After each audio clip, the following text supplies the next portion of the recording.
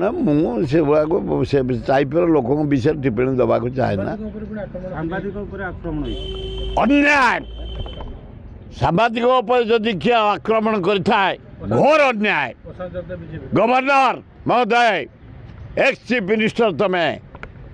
Pradeep Jena chief secretary DG police election समय सांबादिक जो अटैक है तुरंत इनक्वारी कर सांबादिक प्रोटेक्शन दियो कहीं सांबादिक मान प्रति एत अवहेला आज पर्यंत महताब देते सचिवालय रिपोर्टिंग पे गोटे रूम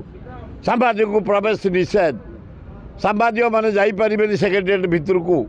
जापरें आसेम्बली भितर को लिमिटेड जीवे सांबादिक मान को जो से माड़ हो गाड़ी हो अपमानित कराऊँच निंदित कराऊँच सरकार तरफ किसी भी कार्यानुष्ठान नहीं तुरंत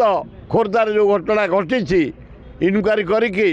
जो मैंने इनवल्व गंडगोल जेल को पठाइवाई आपण मान जरिया सरकार को निवेदन कर।